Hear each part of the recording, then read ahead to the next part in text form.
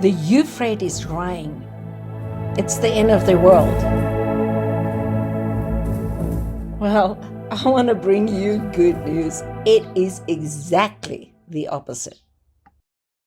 To understand the Euphrates drying, we have to consider all the facts that's laid down in the Bible from beginning to end.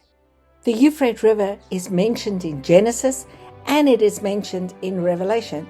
So obviously this is a very important river. Now, the Euphrates is the most historic river. Together with the Tigris River, it's one of the two defining rivers of Mesopotamia. The origin is in Armenia, and the Euphrates flows through Syria, Iraq to join the Tigris at Shat al-Arab, which empties into the Persian Gulf. The Euphrates is a lifeline to a very arid, terrible, dry area. And the fact is, the Euphrates is drying up.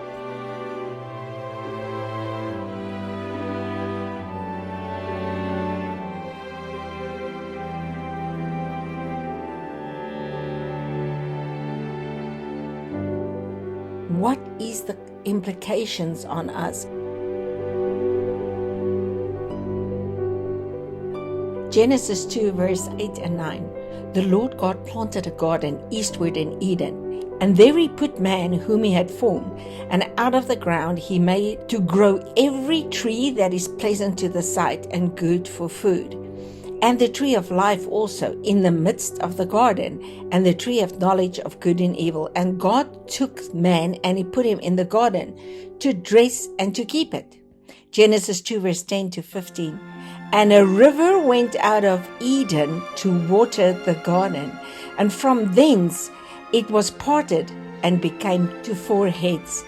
These rivers had names. The first one was Pison, the second one Gihon, Hiddekel, and the Euphrates.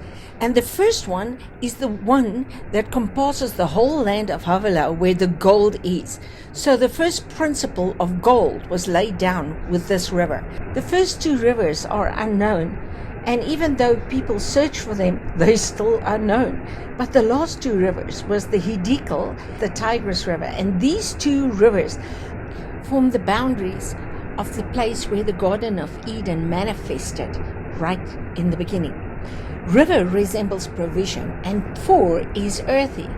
And the land between the 2 rivers is called the land of Shinar.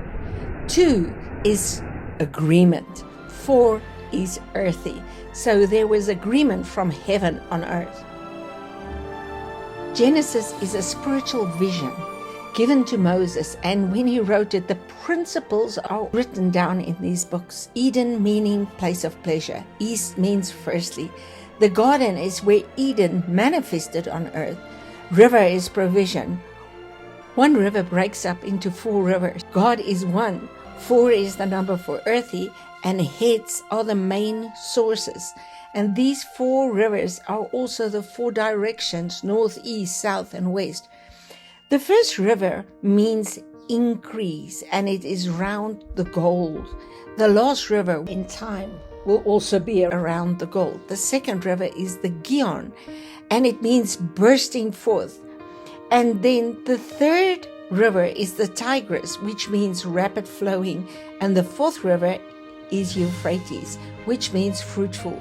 In a vision, Ezekiel saw 1 river coming out of the door of the temple in 4 stages: ankle deep, knee deep, thigh deep, shoulder deep. Mark 4 tells us that the kingdom is like a seed, a blade, a ear, and then the harvest.